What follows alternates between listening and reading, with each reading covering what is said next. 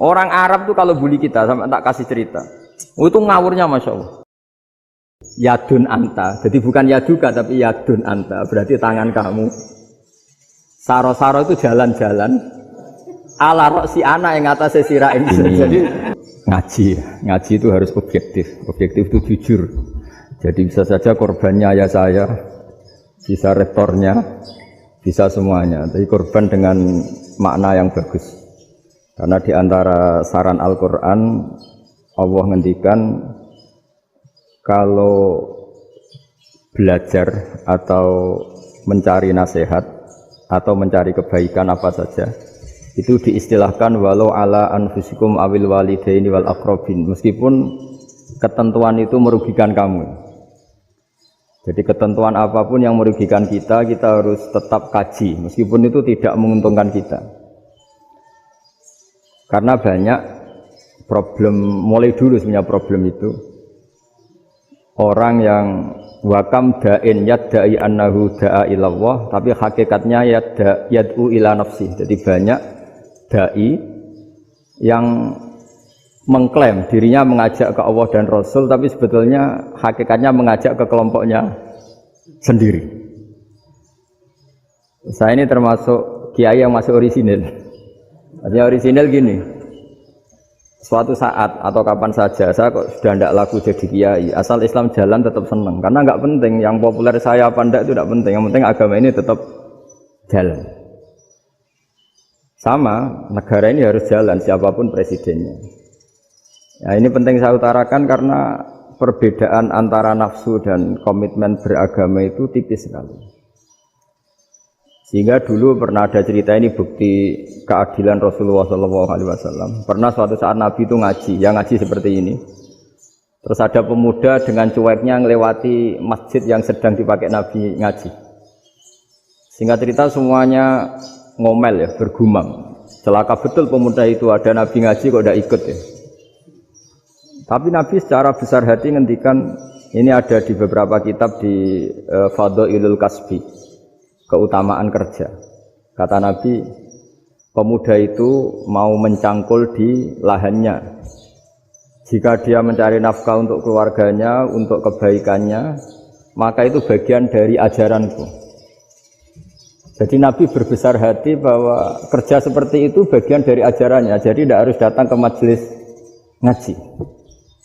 Dan bisa saja yang sedang hadir itu ya orang yang hindari istrinya minta belanja, dari ngaji terus benar dituntut belanja kan gitu. Mungkin anak-anak UMM yang kesini daripada tengok-tengok yang Malang bosan jalan-jalan ke Rembang gitu. Nah, jadi nggak mesti benar juga niatnya gitu. Jadi ya sama itu. Jadi kalau di dunia kiai yang masih orisinil itu nafsu itu benar-benar dilatih. Maka masyhur dalam cerita ada orang perang sama Ali radhiyallahu anhu. Ketika perang ini sangat semangat. Tapi ketika orang itu meludahi dan Sayyidina Ali ini tersinggung karena diludahi, Sayyidina Ali langsung angkat tangan. Sudah, perangnya enggak usah diteruskan. Karena saya marah sama kamu sekarang demi nafsu, karena kamu meludahi saya. Padahal saya tadi motifnya demi Allah dan Rasul. Jadi sangat tipis bedanya kita emosi karena diri kita dan emosi karena Allah dan Rasul. Sehingga ketika diludahin ini terus beliau mikir, jangan-jangan perang saya karena saya diludahin. Nah, yang hilang dari peradaban modern adalah Allah itu tidak begitu hadir di hati kita. Saya sering cerita di mana-mana, teks hadis itu sebenarnya berbunyi gini, ini hadis sahih. Mangka na yu'minu billahi wal yaumil akhir fal yukrim jarohu. Ada yang fal yukrim jarohu dhaifahu, ada yang fal yakul khairan aw yasmut. Siapa yang iman dengan Allah dan Rasul maka harus memuliakan tetangganya, memuliakan tamunya.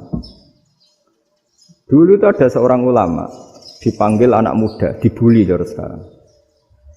Wahai kiai, datang ke rumah saya. Datang kiai itu. Setelah sampai ke rumah orang itu, silakan kiai kembali ke rumahnya, saya tidak butuh kiai. Kiai itu dengan riang kembali. Setelah di rumah dipanggil lagi, Pak Yai silakan datang ke rumah saya. Datang lagi. Ya senyum-senyum kiainya santai. Wah nggak jadi butuh Pak Yai, silakan kembali lagi. Sampai 3 kali. Oh itu kalau rektor digitukan marah itu. Dosen marah. Kiainya santai. Santai, senyum-senyum, rileks. Ketika ditanya, kenapa Pak Yai tidak tersinggung? Jawabannya unik. Anak muda, saya ini senang sekali nuruti perintah Allah, disuruh menghormati tetangga. Sehingga ketika Anda manggil, ya saya datang. Ketika Anda nyuruh pulang, ya saya pulang. Saya senang sekali nyenangkan tonggo. Dan itu perintah Allah, jadi tidak ada hubungannya dengan kamu. Wah, pemudanya nangis minta dimaafin. Kalau kita kan enggak, kita ini dosen, kiai, mungkin kita doktor, mungkin kita profesor. Tapi kita ini sering didikte oleh orang bodoh. Kalau orang bodoh itu jengkel, lo kita ya jengkel. Lo kamu jengkel, dijengkelkan orang bodoh itu namanya terdikte. Itu bodoh apa pinter? Wah, itu tidak pinter sama sekali. Kalau betul-betul kamu pinter, hanya bisa didikte oleh Allah Subhanahu wa ta'ala. Jadi antara hukum Allah apa? Wa ahsin man asa'a ilaika. Berbuatlah baik sama orang yang berbuat buruk sama Anda. Itu dikteannya Allah. Kalau dikteannya orang-orang bodoh, kayak dimangkel ben mangkel, terus kamu mangkel, itu bodoh apa pinter? Nah, problem kita kekinian adalah wong pinter, wong bodoh, itu podo-podo bisa didikte oleh sekelilingnya. Terus karuan wataknya perempuan seperti itu, wataknya anak-anak seperti itu, kita didikte. Anak-anak jengkelin kita mangkel, berarti kita didikte oleh orang bodoh. Makanya agama itu unik, kadang ngendikan wa ahsin man asa'a ilaika, kadang wasil man qata'aka, sambunglah orang yang memutus kamu. Karena dengan demikian kita hanya didikte oleh Allah Subhanahu wa ta'ala, bukan didikte oleh hukum sosial. Cara Jawane nak ngapiki tangga sing apik akeh tunggale. Berbuat baik sama yang berbuat baik pada kita itu, mbok orang fasik ya seperti itu, maling ya seperti itu, sama. Tapi kalau berbuat baik sama orang yang berbuat jelek sama kamu itu baru luar biasa. Dan memang teksnya hadis wa ahsin man asa'a ilaika. Berbuat baiklah sama orang berbuat buruk sama kamu. Jadi enggak boleh orang didikte. Makanya ngaji di sini diantaranya saya akan cerita dalam sebuah hadis sahih, dalam hadis hasan yang diriwayatkan Imam Tirmidzi, ada kalimat dari Rasulullah sallallahu alaihi wasallam. Dawe Nabi, la takunu imma'atan taquluna in ahsanan nasu ahsanna wa in zalamu zalamna walakin watti'u anfusakum in ahsanan nasu an tuhsinu wa in asa'u alla tazlimu. Kamu jangan jadi orang yang mudah diombang-ambingkan oleh orang sekeliling kamu, yaitu kamu mengatakan jika orang baik ke saya akan baik, jika orang buruk ke saya juga akan membalas buruk. Itu namanya Anda didikte. Tapi berkomitmenlah kamu akan berbuat baik meskipun orang lain berbuat buruk. Nah sekarang logika sosialnya begini. Kalau di Indonesia itu ada 1000 kiai, ada 1000 profesor yang ingin membenahi Indonesia. Rata-rata orang awam itu semau gue. Terus mereka mendikte kita. Perilakunya agak simpatik, perilakunya jengkelin. Terus 1000 profesor ini ikut jengkel. Itu kira-kira jadi solusi apa goblok bareng? Sama 1000 kiai ini ikut jengkel, ini jadi solusi apa goblok bareng? Goblok bareng. Nah problem sekarang kita ini biasa didikte orang bodoh. Nah makanya ciri khas orang muslim itu kata Nabi, mangkana yu'minu billahi wal yaumil akhir. Jadi baik tetangga karena perintahnya Allah dan Rasul. Pentingnya apa? Bedanya karena berbuat baik ini perintahnya Allah, mbok tonggo apik lah kita tetap apik karena perintahnya Allah dan Rasul. Begitu juga dengan hubungan dengan istri, dengan anak. Bojomu lagi cerewet lah ya tetap apik. Karena dengan cara itu kita hanya tunduk kepada Allah dan Rasul. Tapi kalau kamu, istri saya kalau baik ya saya baik, kalau enggak ya enggak. Berarti Anda didikte oleh perilakunya dia. Itu latihan, ya kalau dalam bahasa pondok, latihan jadi wali itu yang paling berat. Nabi itu kalau sama orang munafik itu sabarnya Masya Allah. Padahal Nabi berso kalau orang itu orang munafik. Karena dengan cara seperti itu, bahwa kebaikan Nabi pada seseorang itu atas perintahnya Allah dan Rasul, bukan atas nama servis. Kalau Nabi hanya baik kepada Abu Bakar, itu mungkin orang bilang, wis adune wong Abu Bakar baik sama Nabi. Tapi kalau Nabi baik sama orang munafik, Abdullah bin Ubay bin Salul, itu kalau enggak perintahnya Allah dan Rasul itu enggak bisa. Nah ini cobalah berlatih seperti itu, sehingga kita tidak mudah didikte. Ya saya ulang lagi, enggak mudah apa? Didikte. Maka di antara kebaikan Allah dan Rasul adalah bahkan orang zalim saja diberi jatah rahmat. Makanya tadi seperti mukadimah yang dibaca Pak Haris tadi, Agama ini rahmatan lil alamin. Orang yang dolim saja dapat jatah apa? Rahmat, apalagi yang soleh. Nah kemudian yang perlu dicatat, kenapa kita menjadi enjoy dengan Islam? Islam itu adalah agama yang tidak didikte oleh materi. Jadi kalau Anda ingin makan enak, mungkin kalau pikiran kebanyakan orang, anak-anak muda yang milenial, yang gaul, ingin makan enak ya makan yang disukai. Misalnya sate atau bakso Malang atau apa. Kalau orang-orang yang jadi wali gak gitu cara berpikir. Ini yang masih orisinil. Ditanya, ini dunia baru kesulitan makanan, baru resesi. Cara makan enak gimana? Jawabannya lucu. Ya gampang, idamuhu alju. Idam itu lauk. Kalau kamu ingin makan lauknya paling enak apa? Alju. Kamu harus lapar banget. Sampai kalau puasa itu melihat tempe itu wah luar biasa. Tapi kalau kamu nggak puasa, air putih itu nggak menantang. Tapi kalau puasa, tempe air putih itu menarik dan Anda tetap lahap. Apa? Karena lauk terbaik adalah alju, yaitu lapar. Nah tapi kita ini enggak. Kita ini kayak orang bodoh. Kayak orang bodoh tadi, profesornya makan nyaman ya kalau sesuai selera. Nah itu kan sama dengan anak-anak ABG. Anak ABG itu makan lahap ya kalau yang disukai.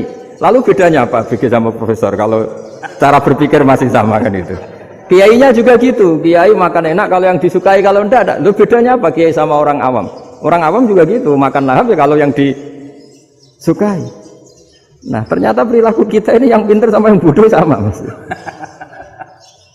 Kalau kamu ingin berkasta lebih baik, itu cara makan enak itu apa? Idamuhu al-ju'.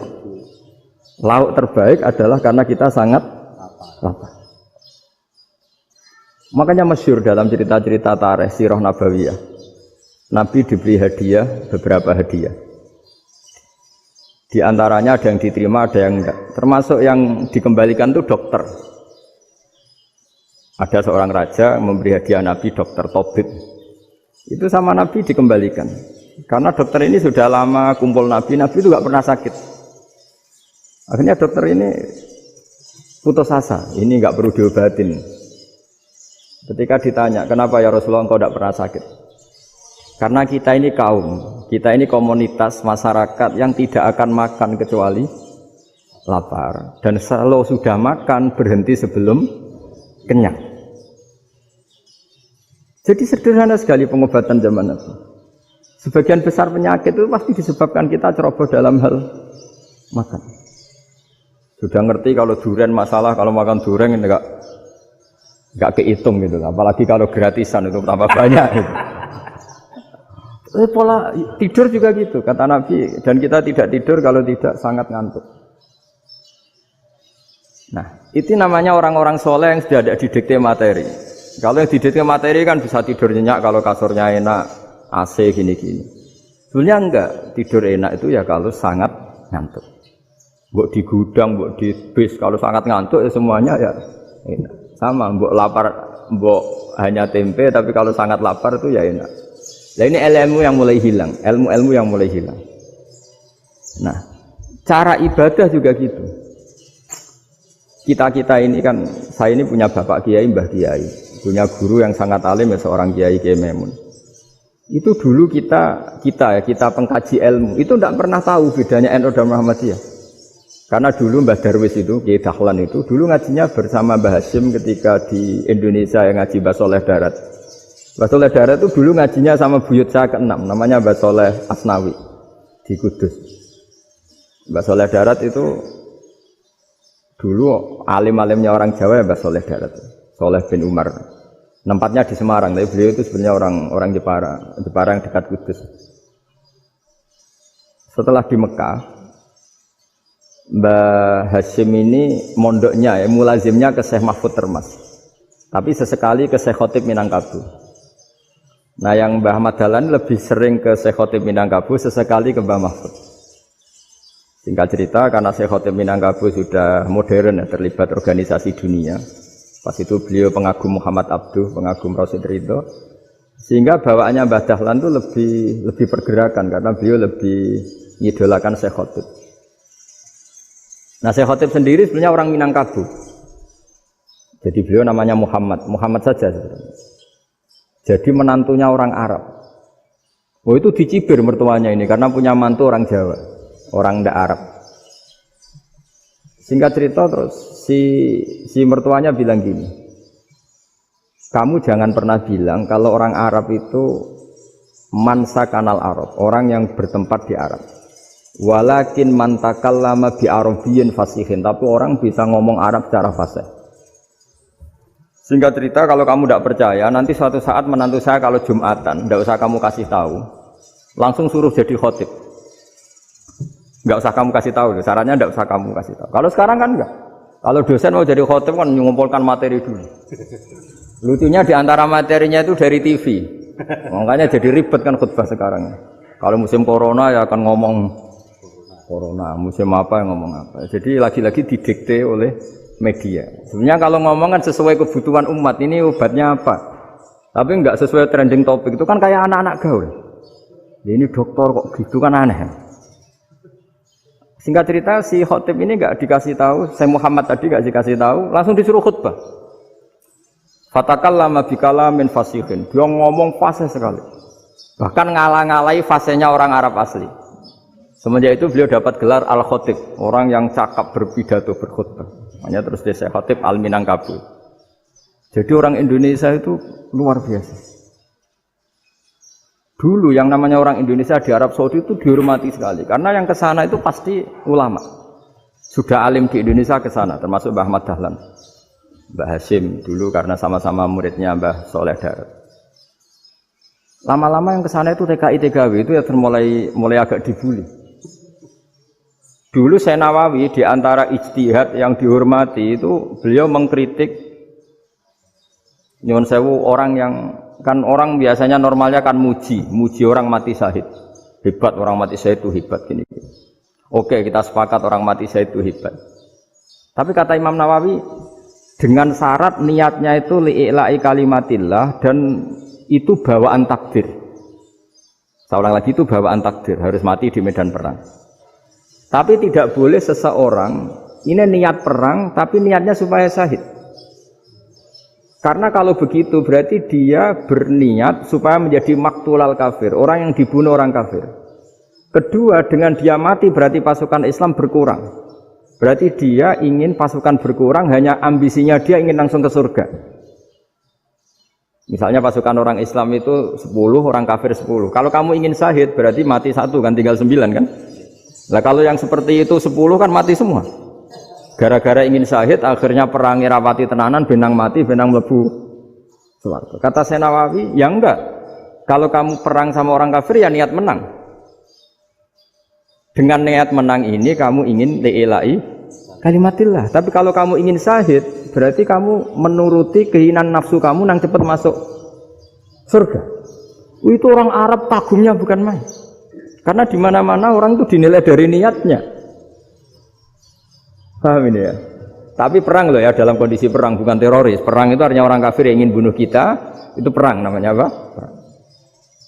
Dulu orang cerita syahid itu hanya pokoknya syahid itu hebat, pokoknya syahid itu hebat. Syahid di medan perang itu hebat, pokoknya syahid di medan perang hebat. Tapi ketika Syekh Nawawi memberi penjelasan ilmiah, jika kamu perang ingin cepat mati, ingin cepat syahid, artinya ini untuk pemenuhan diri kamu, karena kamu bayangkan langsung masuk surga. Kamu lupa bahwa dengan kamu dibunuh, kekuatan Islam berkurang. Akhirnya beliau memberi penjelasan, syahid itu bagus, itu sebagai takdir. Hanya takdir itu kita perang yang ingin menang, tapi takdirnya mati. Jangan dibalik, oleh perang rapati tenanan, benang mati, namun lebu. Itu yang pertama, termasuk ulama yang pertama memberi penjelasan itu Syekh Nawawi. Akhirnya melahirkan kekaguman yang luar biasa dengan tafsir Munirnya itu. Terus beliau itu orang yang rileks kalau menjelaskan ilmu. Ini juga guru-gurunya Mbah Hasyim, Mbah Guru sama Mbah Hasyim, sama Mbah Ahmad Dahlan, Syekh Nawawi. Jadi dulu yang alim di Arab itu ada Syekh Nawawi, ada Syekh Khotib Minangkabau, ada Syekh Bakir Jogja, ada Syekh Mahfud Termas. Itu orang Indonesia banyak sekali yang alim. Bahkan diantaranya yang dikagumi Al-Azhar itu juga orang Indonesia, nama Syekh Abdul Manan, itu mbahnya Syekh Mahfud Termas.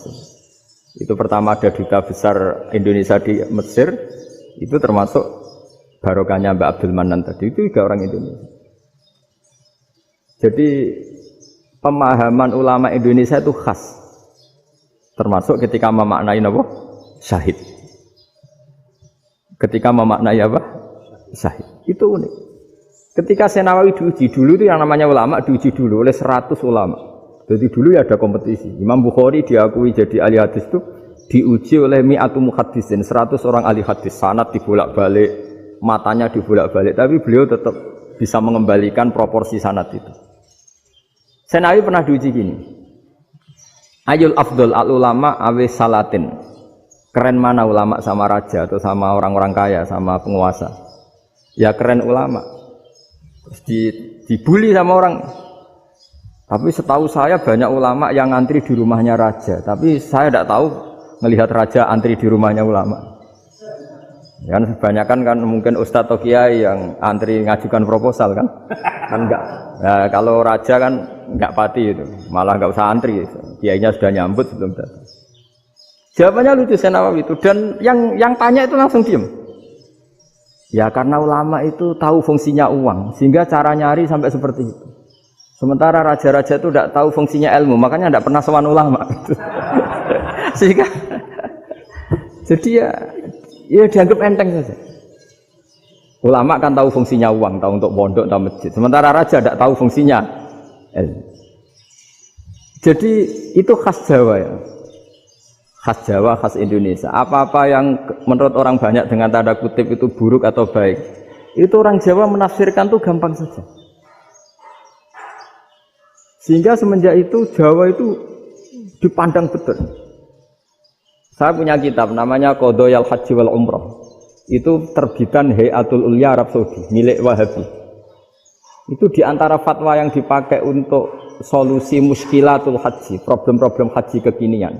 Itu fatwanya syekh-syekh yang dari Indonesia. Termasuk Syekh Khotib Minangkabau, Syekh Nawawi Banten, Syekh Bakir Nur Jogja. Misalnya begini, dalam fatwa-fatwa yang menyulitkan kita ya, sampai sekarang jadi perdebatan. Ketika Sofa dan Marwah itu dengan batas tertentu, saya ulang lagi dengan batas tertentu. Mau tidak mau atas nama kebutuhan, itu kan butuh perluasan. Karena kalau naik turun itu mudah disepakati ulama. Jadi misalnya gini ya, saya punya tanah seluas ini.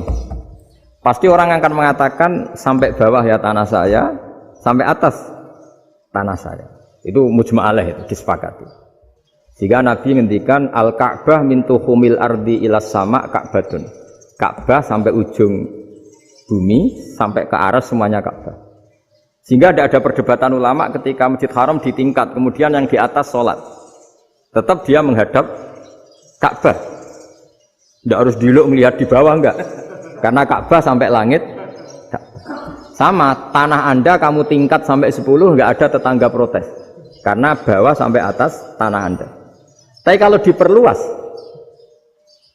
tanah Anda kamu luaskan setengah meter saja atau 3 cm saja, iso geger mek tonggo. Karena di mana-mana batas itu ya tadi, kalau atas bawah miliknya, kalau samping enggak. Pertanyaannya, perluasan Mina itu ke samping. Perluasannya Matof yang Mas'a itu juga ke samping. Geger kan ulama dunia. Bagaimana hukumnya Mina Jadid? Mina yang diperbarui atau Mina yang diperluas. Itu diantara rujukan baik yang membolehkan maupun yang menentang.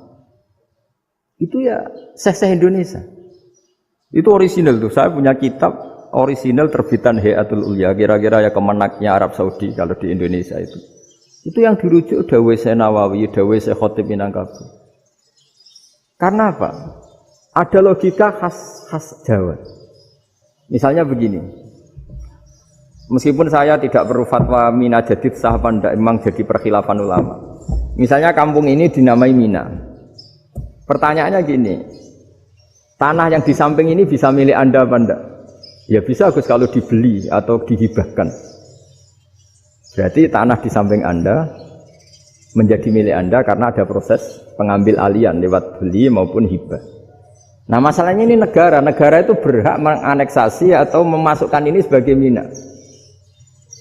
Itu ulama Jawa kalau ditanya, alasannya apa? Fa innal muttasila bis-syai' hukmu dzalika syai'. Karena yang gantet, yang mutasil itu bisa dihukumi seperti sesuatu itu. Jadi kalau ini Mina, ya yang gantet Mina ini ya bisa dikatakan Mina. Beda dengan membuat Mina Malang Mina, wah itu tidak bisa, tidak mutasil kan? Itu enteng sekali ulama Jawa. Satu ya tentu karena kebutuhan, tapi asal masih al-muttasilu bihi, yang masih tanah yang masih mutasil. Nah, ketika perluasan mas'ah antara sofa dan marwah kan misalnya ini batas luasnya sofa, ini batas luasnya marwah. Lalu atas nama kebutuhan, sofa marwah itu sampai sini. Sampai agak meluas ke sini. Itu geger Arab Saudi. Wah, ini gimana? Padahal tawaf itu harus antara gunung sofa dan gunung marwah.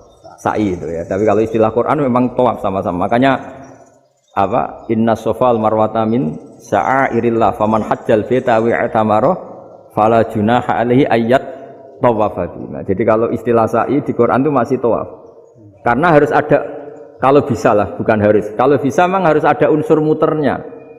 Kita kalau sa'i kan dari sini sofa sampai sini marwah. Terus kan agak muter ke sini. Nah, kan agak membentuk lingkar. Nah, makanya Quran tetap mengistilahkan apa? Tawaf.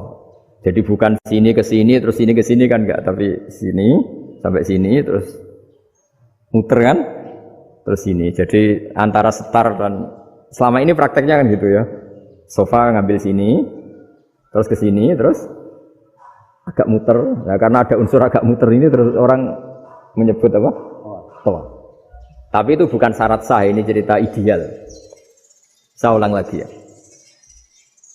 Gunung Sofa itu puncaknya atau pucuknya kalau dalam bahasa Jawa itu ya hanya segini, ini sampai sini. Nah, kelompok Islam yang fikih keras nggak boleh diperluas karena Allah memilih tempat ini itu spesial, jadi nggak boleh ke yang lain.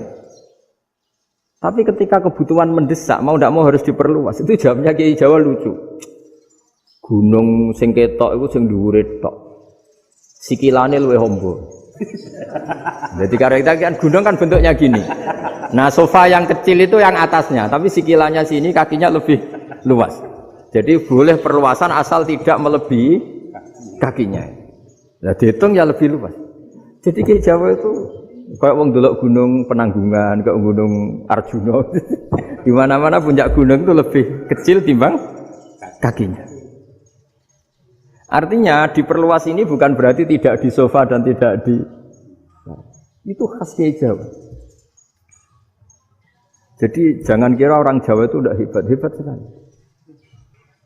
Termasuk perkembangan hotel di Arab Saudi. Itu dulu sebelum ada hotel, buyut saya kelima atau keenam dulu haji, namanya Badur Rahman. Itu kalau mau ingin apa ya, menghindari terik matahari itu masuk gua. Itu masuk gua itu hanya separuh badan, kakinya di luar. Jadi jangan bayangkan kalau gua di Indonesia kayak gua Akbar di Tuban orang bisa masuk jalan-jalan, enggak. Gua di Arab itu kayak cepitan batu, tidak sampai masuk. Sehingga kepalanya dimasukkan, kakinya masih kena matahari, saking panasnya Arab Saudi. Sehingga dalam bayangan hijrah ketika Nabi bersembunyi di gua Sur, itu kata Abu Bakar, kalau orang kafir melihat kakinya pasti melihat kita karena nggak bisa masuk penuh. Jadi orang itu mau dempes tok. Sehingga ya kira-kira luasnya gua paling segini. Makanya guyonannya kiai-kiai itu untung nggak kayak gua Indonesia. Kalau kayak gua Indonesia laba-labanya capek karena luas sekali. Jadi jangan bayangkan gua Arab tuh kayak gua Indonesia. Makanya bayangannya andai kan orang itu melihat ke bawah pasti melihat kita karena orangnya nggak bisa masuk penuh, nggak bisa masuk 100%. Ya kayak cepitan batu lah mirip. Itu kan mirip Gunung Uhud. Gunung Uhud kata Rasulullah, nanti kalau kamu perang itu di atas, menang atau kalah di atas. Musuh biar di bawah. Dengan di atas kamu bisa manah. Jangan bayangkan kayak Gunung Merapi, kayak Gunung Penanggungan. Lah kalau Gunung Penanggungan manah ke bawah yang leyang kan. Jadi gunung di Arab itu kayak bukit. Ya sampean pernah kan ke Uhud itu ya sama ini aja tinggi ini kan. Lah ini yang mulai ada mis, makanya nerjemah itu susah di Indonesia. Karena jabal itu tidak harus tinggi. Kalau tinggi nggak bisa manah dari atas ke bawah kan nggak ngefek kan. Sama kalau ke Uhud gunungnya kan pendek sekali sehingga yang manah dari atas ke bawah ya kalau kena musuh ya celaka karena memang dekat. Ya kalau gunung Indonesia manah dari atas ke bawah yang keleyang nggak ngefek. Nah itu susahnya nerjemah bahasa Arab ke kita. Jadi apa ya? Transkrip itu enggak gampang karena ada pengertian yang beda. Kita kalau bilang gunung itu tinggi sekali. Sampai banyak mahasiswa tersesat ya saking tingginya. Kalau orang naik Uhud enggak akan tersesat, wong ketok dari bawah itu. Nah, ini pentingnya ngaji ya. Jadi akhirnya ulama-ulama Indonesia itu dipakai rujukan. Jadi mulai Mbah Hasyim, Mbah Ahmad Dahlan sampai era buyut-buyut itu masih orang alim. Lama-lama yang di Indonesia ini orang-orang yang bodoh. Sehingga orang Jawa kalau ke sana dibully, ya Jawa tak kulu khaya. Orang Jawa itu penggaweannya itu makan ular. Karena belut itu kalau di kamus itu persis ular. Dulu itu kan kamus tidak full color. Gara-gara gak full color, gambar belut sama ular itu sama. Belut itu belut sama ular kalau nggak full color gambarnya sama apa enggak? Sama. Terus orang Jawa itu kan masih banyak yang makan bajing itu apa? Ketupai. Bajing kalau digambar tidak full color sama dengan tikus. Gambar yang tidak warna hitam putih. Sehingga kita ini dibully pemakan tikus dan pemakan ular. Karena belut itu persis ular kalau digambar yang tidak full color. Sampai datang Syekhona Khalil, datang ulama. Ngarang kitab ya judulnya Al-Belut. Karena enggak terima bangsanya dinyek makan apa? Ular. Terus dikarang. Wal belut hayawanun bakhriyun terus ya isu fi kadza wa kadza. Itu beda dengan al-hayyah. Itu diterangkan. Mulai bisa nerima. Terus sistem hotel juga gitu.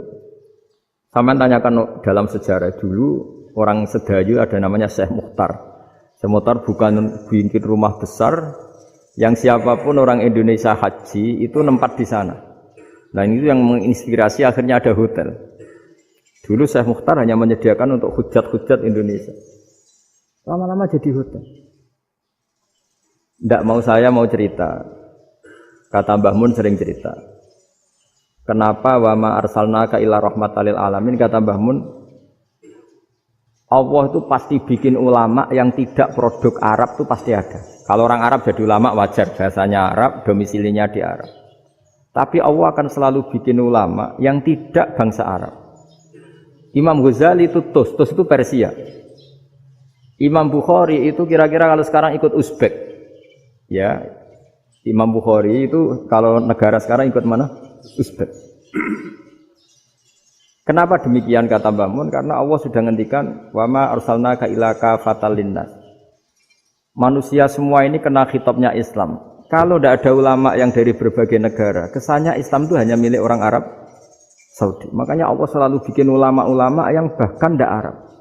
Termasuk Imamul Muhaddisin, yaitu Imam Bukhari, itu orang Uzbek, orang Rusia lah kalau sekarang ikut Uni Soviet dulu. Imam Ghazali itu orang Persia. Syekh Nawawi itu orang Banten.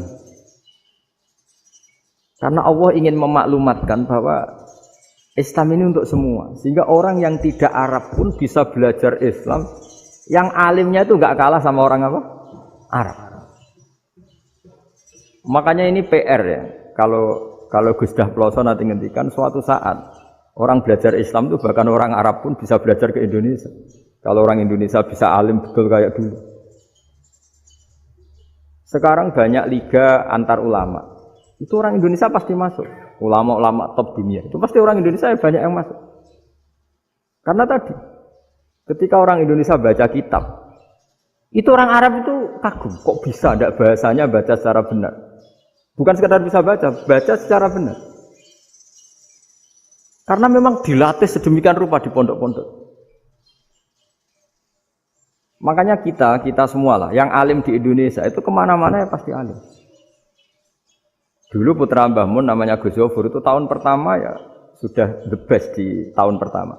Kalau tahun pertama the best-nya ilmunya bawaan dari sarang, dari keluarganya. Gus Najim mondok di Said Muhammad tahun pertama sudah dipuji sebagai yang teralim karena ya sanggup.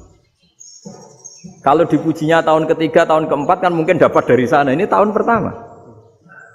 Saya ulang lagi tahun pertama. Karena pengajaran di Indonesia itu luar biasa di pondok-pondok. Makanya kalau dalam anekdot pondok itu cerita-cerita lucu itu. Ada orang Jakarta ngaji, setelah di kelas itu pelengahan terus. Melihat jendela, lihat pintu terus. Lama-lama gurunya marah. Kamu diajarin kok ndak punya sopan. Melihat pintu terus gak memperhatikan guru. Anak Betawinya jamnya lucu. Habis Pak Guru bohong. Kenapa ya? Kamu Pak Guru bilang Ja'a Zaidun, Zaid datang. Tak lihat gak ada yang datang. Setelah itu contoh nasab kan ro'a itu Zaidan. Saya melihat Zaid, saya gak melihat Zaid. Contoh ketiga yang jer kan maror tu Zaidin. Saya berjalan ketemu Zaid. Pak Guru diam di situ gak jalan-jalan. Jadi saking detailnya Indonesia dia cari. Kalau rofa Ja'a Zaidun. Kalau nasab ro'a itu Zaidan. Kalau jer maror tu Zaidin. Nah si murid Betawi ini karena pertama sekolah, ngiranya gurunya itu cerita, Zaid datang. Makanya dia lihat pintu terus, mana katanya datang kok enggak datang-datang. Nah dengan latihan seperti itu, kemungkinan orang Indonesia salah itu kecil karena memang dilatih betul. Saya ulang lagi karena memang dilatih betul. Sehingga ketika orang Indonesia ini yang cerita seorang wartawan. Ini kisah nyata. Kali ini tidak anekdot, kisah nyata. Ada wartawan internasional meliput Ramlah. Ramlah itu di Gaza, di Palestina. Wartawan Indonesia ini hanya bisa bahasa Inggris. Dijak ngomong bahasa Arab. Terus dia bilang saya tidak bisa. Saya tidak bisa. Saya bisanya ngomong Inggris. Tapi apa yang terjadi setelah sholat? Si Indonesia ini jadi imam pakai sholat jariyah lagi. Baca bismillah benar, bismillahi jer karena mudhof ilaih.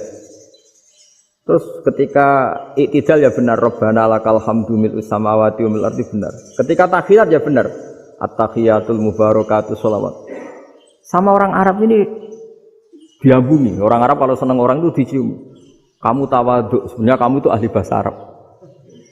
Karena orang Indonesia sekali sholat itu nggak ada yang salah. Meskipun benarnya karena hafalan, tapi bagi yang ahli nahwu itu hebat. Misalnya kita kalau ngapalkan kan bismillahi, bismi jar karena ba, Allahi jar karena mudhof ilaih, ar-rahmani jar karena sifat, ar-rahimi karena sifat. Alhamdu rafa karena mubtada, lillahi jar karena ada huruf jarli, rabbi jar karena sifat. Sebetulnya tidak karena pinter, tapi karena hafalan. Tapi orang Indonesia hebatnya itu benar terus. Rabbana lakal hamdu. Ya kan, alhamdu rofa, terus mil'us samawati ya rofa karena sifat. Sehingga terus orang Indonesia kalau sholat di Timur Tengah itu dipuji. Karena makhrajnya ya benar, rofa nasabnya juga benar. Nah itu di negara lain tidak ada enggak Indonesia. Orang Cina itu sering bikin marah orang-orang Arab. Karena kalau dongo itu enggak fasih kayak orang Indonesia. Orang Indonesia kalau dongo ya Allahumma tohir qalbi. Orang Cina ini yang jadi guyon di Arab. Allahumma tahir kalbi gitu. Itu kan bedanya jauh. Itu orang Arab pertama membiarin. Lama-lama kalbun entak gitu. Maksudnya asu-asumu gitu. Karena dia bilangnya qaf itu kaf. Jadi kalau Allahumma do Allah tohir, kalau aturi nyucekno panjenengan kalbi ing asu ingsun kan.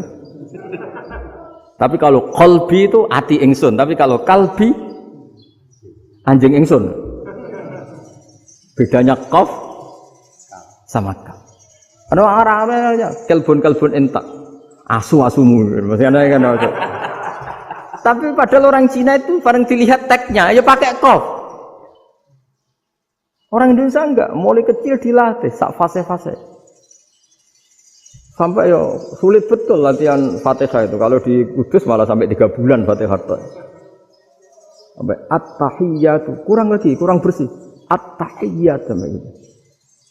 Sampai ada cerita itu orang dipanggil maftuhin itu enggak melengak, harus maftuhin. Baru melengak. Tapi barokahnya itu orang Indonesia kalau dongo memang benar-benar Allahumma tahhir qalbi. Ya Allah sucikan hati kami, bukan tahhir kalbi. Karena sekali jadi kaf itu maknanya anjing saya, ya Allah sucikan anjing. Jadi ini orang Indonesia. Jadi kata Mbah Mun, dawuh Mbah Mun, illaka fatal linnas, bahwa agama ini milik semuanya. Itu diantara bukti Allah menghendaki atau mendesain Islam seperti ini, orang yang belajar di Indonesia itu pengetahuannya Islam, pengetahuannya tentang Islam itu tidak kalah sama yang belajar di Al-Azhar, sama yang belajar di Arab Saudi. Makanya ini PR-nya UMM, PR-nya IAIN, PR-nya UIN. Bisa enggak sealim mereka dalam bahasa Arab? Nah, bahasa Arabnya mau man anta, ana zaidun. Jangan sampai, karena kita di sana ini kadung dibully. Orang Arab tuh kalau bully kita, sampai tak kasih cerita. Itu ngawurnya Masya Allah. Kata dia, ada anak orang Indonesia haji. Si anaknya orang Indonesia dijotos sama anaknya orang Arab. Dijotos, dipukul. Singkat cerita terus si orang Indonesia enggak terima, anaknya yang orang Arab dipukul. Yang balas bapaknya. Orang Arab tanya, lima ada dorobta ibni, kenapa kamu mukul anak saya? Itu orang Indonesia bahasa, wah aku biasa. Jadi hanya bilang gitu. Artinya anak saya dihada ya maka tak ada. Bahasa Arabnya gitu. Anak saya dipukul maka saya balas mukul. Itu orang Arab mantuk-mantuk oh gitu. Paham? Suatu saat ada orang Indonesia itu sama orang Arab itu dilus-lus. Dilus-lus itu ya digini-giniin. Karena dia latihan bahasa Indonesia, latihan bahasa Arabnya itu masih mufrodat. Jadi kalau mengartikan yadun itu tangan, saro itu jalan. Jadi kalau jalan ya saro-saro.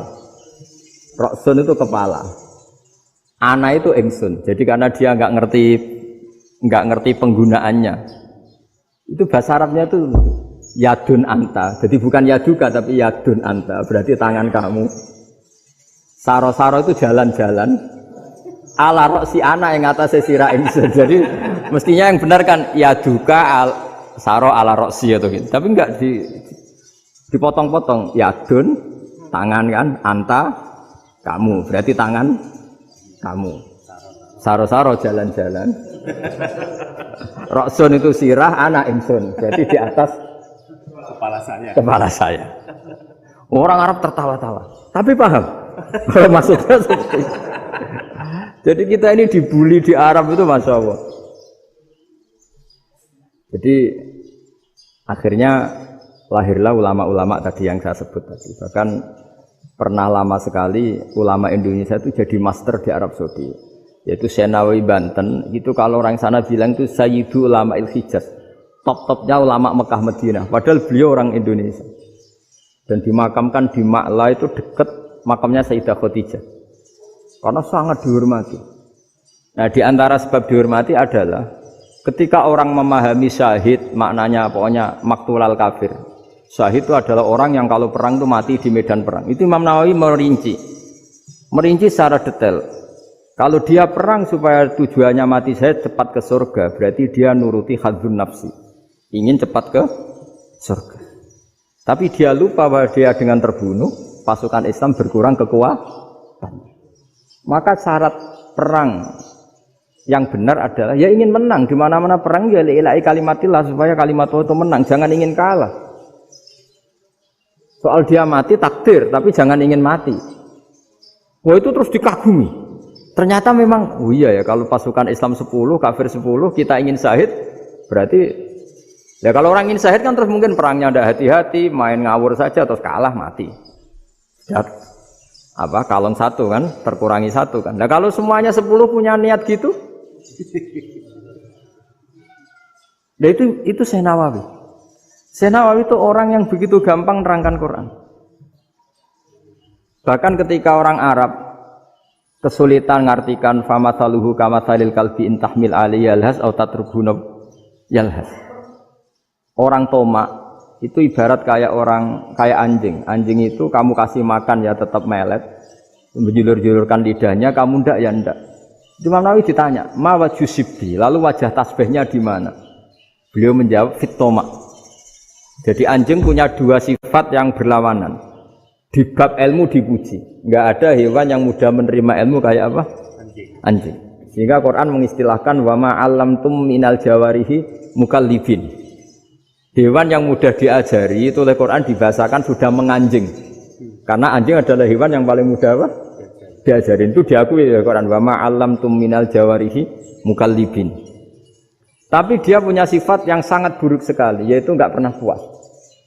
Makanya ketika Bal'am bin Ba'ura, ada tokoh yang kedonyan ya. Itu kalau diistilahkan Quran walakinnahu akhlada ilal ardi wattaba'a hawa. Famathaluhu kamathalil kalbi in tahmil 'aliyal has aw tatrukhu yalhas. Jadi anjing punya dua sifat yang berlawanan. Di bab ilmu dipuji karena paling mudah diajarin.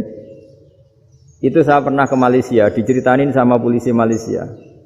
Anjing itu saking cerdasnya itu bisa deteksi CD palsu sama CD bajakan, asli sama bajakan. Itu kan enggak kebayang. Kalau narkoba mungkin masih ada bau khusus ya. Atau mesiu atau bom masih ada bau khusus. Ini enggak. Anjing itu dilatih ngecek CD yang asli sama yang palsu. Oh itu kebablas itu pinternya itu.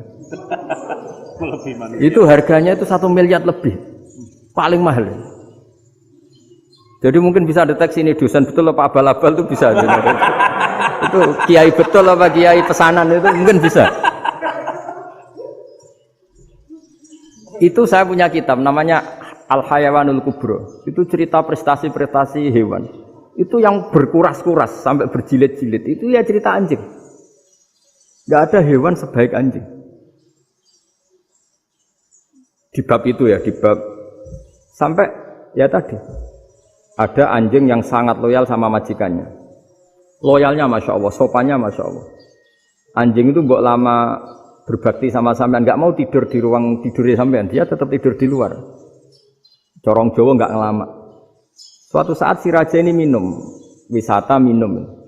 Pas mau minum diterjang sama anjingnya sampai tumpah. Kecewanya raja ini itu karena selama ini anjingnya sopan sekali. Sekedar ganggu di ruangannya nggak pernah, malah ini mau minum, minuman yang disukai diterjang anjingnya tumpah. Marah kan anjingnya di mana? Ternyata apa? Minuman itu anjing ini tahu kalau minuman itu beracun, diracuni oleh musuhnya.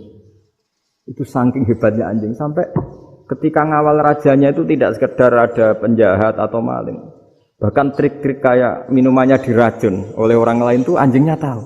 Jika pas mau diminum diterjang sampai terus supaya enggak keminum.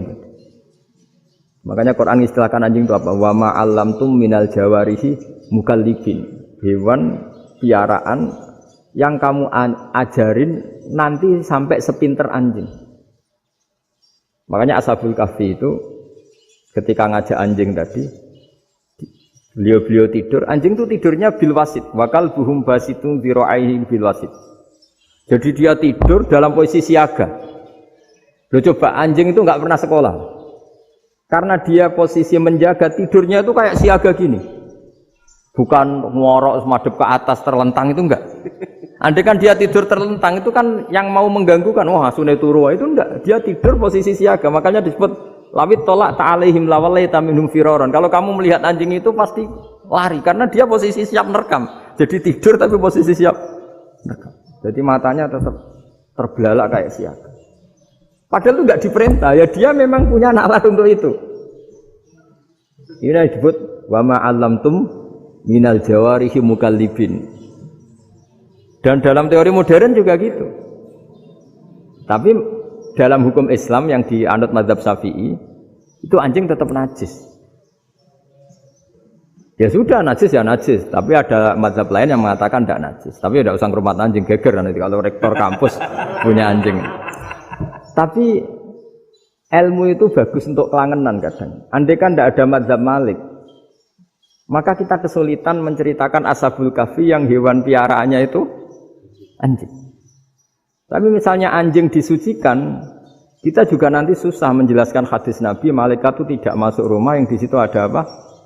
Anjing. Maka ilmu itu makanya kata Imam Sa'roni, sebagian ilmu itu memang kelangenan, tapi nggak boleh jadi praktek. Tapi harus ada. Misalnya begini, contoh paling gampang. Api dalam mazhab Syafi'i kan alat pensuci hanya dua, air dan tanah. Ya saya ulang lagi, air dan tanah, yaitu tanah untuk mensucikan najis anjing. Imam Abu Hanifah menambahkan api. Mazhab Syafi'i itu agak kesulitan ketika ada batu bata dibikin dari tanah-tanah yang bercampur kotoran. Mazhab Syafi'i akan kesulitan karena di situ ada najis yang jadi materinya bata. Hukumnya gimana kalau nanti dipakai masjid? Tapi barokahnya ada beberapa mazhab. Abu Hanifah mengatakan dan api. Jadi apa tadi air, tanah, api. Alasannya masuk akal. Ketika usatul mukminin, orang-orang mukmin yang ahli maksiat itu sebelum masuk surga, kalau dia dosanya banyak itu dibakar dulu supaya suci. Emas itu untuk memisahkan dengan materi lain juga harus dibakar. Berarti api termasuk alat. Artinya gini, batu bata yang materinya dari tadi najis sekalipun, ini menjadi suci karena mengalami pembakaran. Tapi kata Imam Sa'roni, ilmu ini hanya sebagai ilmu. Jangan sampai kalau kamu mau wudu gak ada air terus membakar diri. Lah ini ribet kan. Jadi ilmu itu sebagian memang untuk kelangenan. Karena kita butuh. Andai kan tidak ada mazhab Abu Hanifah, maka kita akan kesulitan pakai bata. Kita tahu cara bikinnya kadang di tempat yang kotor, di tempat yang najis. Tapi karena ini ngalami dibakar, maka hukumnya suci menurut mazhab Abu Hanifah. Dan itu sering. Ulama itu sampai apa? Saya punya kitab fikih namanya Fardul Masail. Pengandaian ada masalah. Jadi masalah itu belum terjadi tapi diandaikan. Misalnya kayak di Texas. Bumi itu bulat bola. Texas itu kalau dibor itu pas Ka'bah. Lalu kiblatnya di mana? Bumi ini kan hanya rubuk-rubuk seperempat. Yang ada arah itu seperempat. Tapi kalau Ka'bah itu sama Texas atau Texas dengan Ka'bah itu lalu kiblatnya mana? Wong sudah bebas arah. Maka ilmu mengatakan mara'ahu muslimuna hasanan fawa indahu hasanun. Kamu jangan nuruti ilmu hakikat tapi nuruti mindset. Kalau mainstreamnya orang banyak seperti itu, mindsetnya orang sana misalnya Ka'bah sana ya ikut sana. Tapi ini tidak mewakili hakikat karena kalau yang 380 derajat itu kan terus ribet. Makanya ini kesulitan di bab-bab fikih. Ya saya ulang lagi, kesulitan di bab-bab fikih. Makanya fikih itu selalu bicara, misalnya gini, ada orang sholat. Saya ulang lagi. Setelah salam pertama dia kentut, itu sholatnya batal apa enggak? Itu lama berdebat. Yang dikatakan rukun sholat itu salam pertama. Sehingga orang kalau sudah salam pertama, maka sudah keluar dari sholat. Maka kalau kentut gak apa-apa, wong yang keluar dari sholat itu salam pertama. Tapi lalu pertanyaannya, kenapa Nabi salam 2 kali? Lalu yang kedua gunanya apa? Ribet kan, partai ini kalah pasti kalau ditanya gitu. Tapi kalau ditanya dibalik, sholat itu satu ibadah yang dimulai dengan takbir, yang diakhiri dengan salam. Berarti salam pertama itu pengakhir apa nunggu salam kedua? Pertama, di semua ulama bilang salam pertama. Kalau salam pertama sudah pengakhir, berarti pembatalan setelah itu nggak punya efek, nggak punya akibat. Itu kan ribet. Debat fikih itu memang ribet. Fikih itu memang senam otak karena pertanyaannya mirip-mirip seperti itu. Nah, sampean milih mana? Milih salam pertama apa salam kedua? Pasti ulama milih salam pertama. Jadi anehnya fikih itu di situ. Misalnya orang mati, takbir itu berapa kali? 4 kali. Andai kan takbir 5 kali itu batal apa enggak? Satu ulama mengatakan 5 kali itu batal. Karena rukunnya sholat jenazah itu takbir 4 kali. Berhubung ini rukun, kalau nambahi ke 5, berarti menambahkan rukun. Kayak kamu sholat, rukuk 2 kali kan batal. Sujud 3 kali, batal. Karena menambahkan apa? Rukun. Berarti kalau takbir 5 kali, batal. Tapi pertanyaannya, takbir itu adalah wiridan biasa, sehingga kalau ditambahkan nggak punya akibat batal. Jadi perdebatan ulama itu kadang ya lucu. Kayak kemarin Pak Haris pas pertama bertamu ke sini mau ngundang saya tak ceritain. Dulu sholat jenazah itu pasti mayit di depan. Karena lazimnya sholat jenazah itu mayit di depan. Tapi mulai dulu ulama sudah berpendapat. Andai kan jenazahnya di belakang pun tetap sah. Fa innal janazah laisat bi imamin. Karena jenazah itu tidak imam. Kenapa harus di depan? Oh, tidak imam kok harus di depan. Itu mulai dulu. Sehingga ketika Arab Saudi pernah mengalami tragedi, ada orang yang dibungkus kayak mayit, ternyata senjata. Setelah di dekat Ka'bah dipakai. Dulu tragedi tahun berapa itu? Pokoknya pernah ada tragedi itu. Semenjak itu Arab Saudi kalau ada orang mati tetap di kamar mayit terus ada sholat jenazah. Padahal mayitnya di belakang yang jamaah. Jadi meskipun kita tidak akan bikin ajaran baru jenazah di belakang ya tidak keren kasihan kan. Tetap biasanya di depan ya di depan. Tapi meskipun jenazah ini di depan, kita tetap berpendapat, andai kan di belakang tetap sah, tapi nggak usah dipraktekkan. Nah, pentingnya ilmu ini begini. Saya misalnya di Rembang, boleh nggak nyolati ghaib jenazah yang di Surabaya? Boleh kan? Padahal yang kita solati di belakang. Jadi ilmu itu penting. Cocok nggak cocok, nama ilmu itu penting. Terus ada gini lagi pertanyaan di fikih. Memang saya sengaja akan ngaji fikih. Kalau ngaji intelektualitas orang Muhammadiyah juara lah. Tapi ini ngaji fikih. Ada orang sarongnya itu pas sampai lutut. Kalau berdiri lututnya tertutup. Tapi nanti kalau ruko agak jengking lututnya terbuka. Itu batalnya nunggu ruko apa mulai takbir sudah batal? Padahal pasti nanti batal kalau ruko ini. Itu ada ulama yang mengatakan ya batalnya nunggu ruko. Bagaimanapun terjadinya pembatalan waktu ruko. Ada ulama mengatakan yang enggak mulai awal sudah tidak sah itu karena pasti ngalami. Nah, pertanyaan-pertanyaan seperti itu penting karena lalu Allah menilai apa? Ya nilai niatnya. Misalnya gini, kalau contoh itu mungkin Anda tidak tertarik, tapi contoh begini. Kita mau operasi jam 10 siang.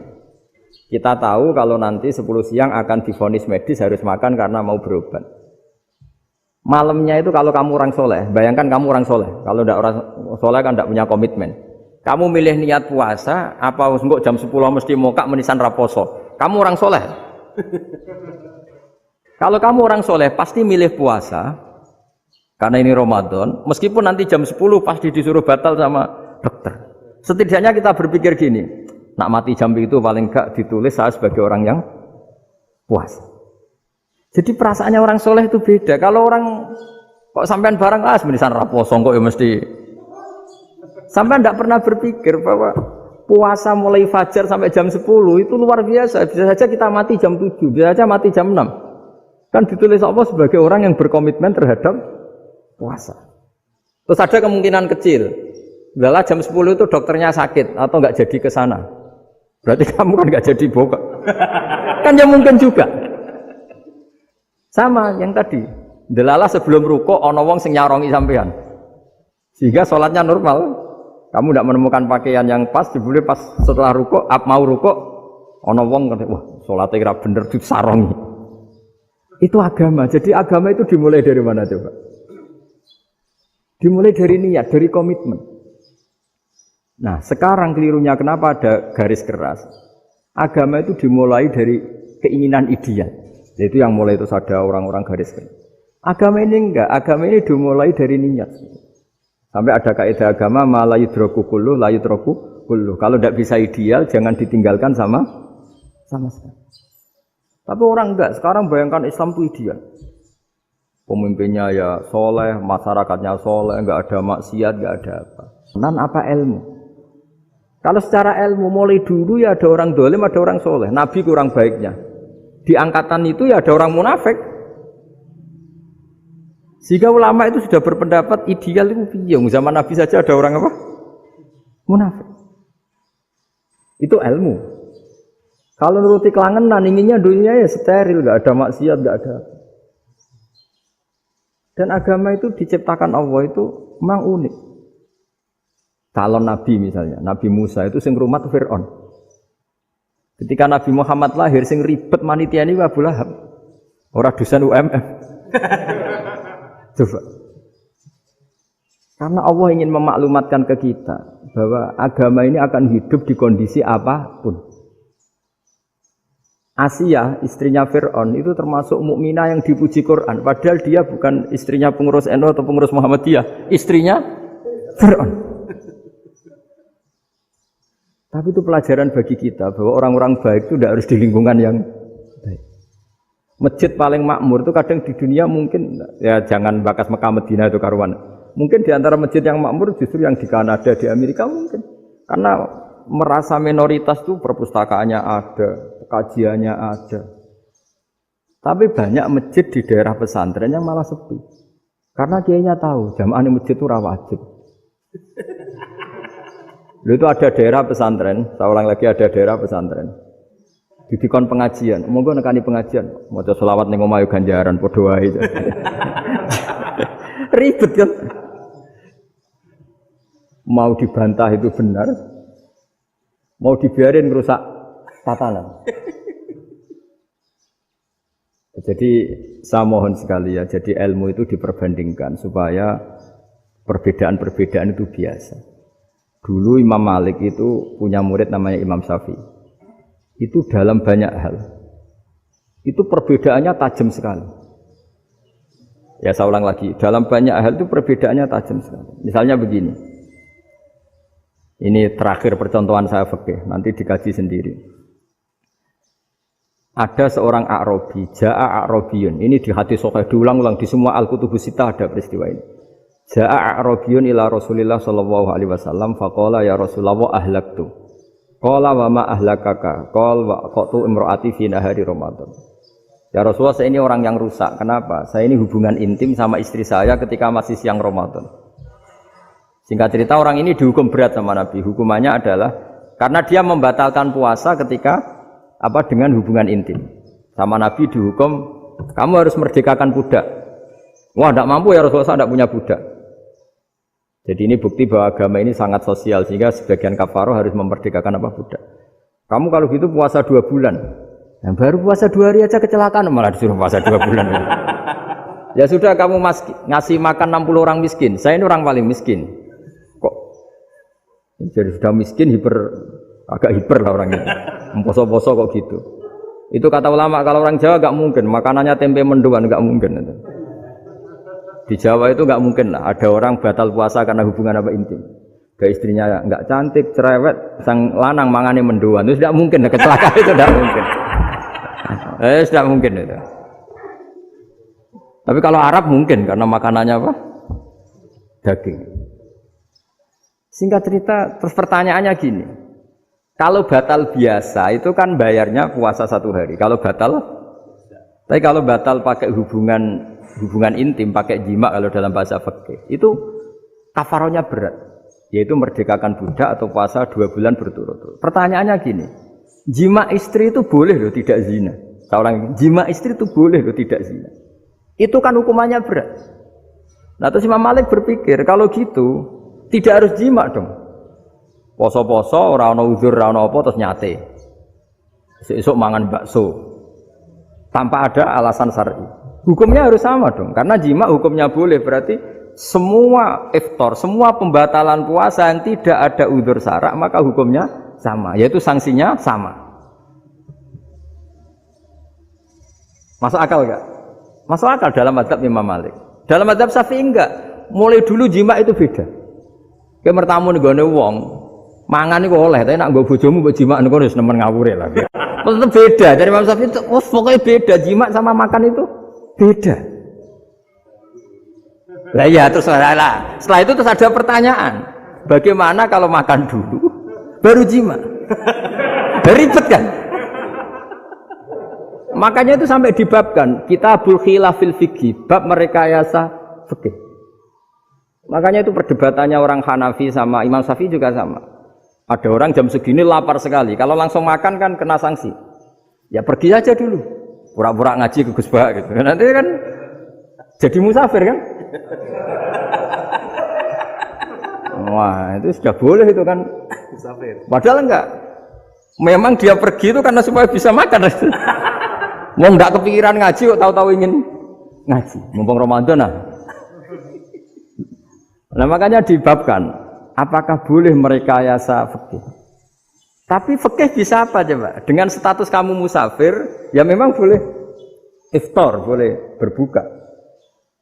Lah itu terjadi terus perdebatan ulama menyangkut fikih. Karena memang masalah furu'iyah. Sehingga termasuk perdebatan kita dalam perilaku. Misalnya adat orang NU kalau habis salam itu menghadap ke kiblat karena arah terbaik itu kiblat.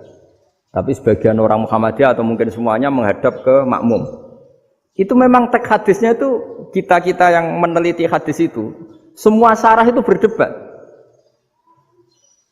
Nabi memuji kiblat itu arah terbaik, oke.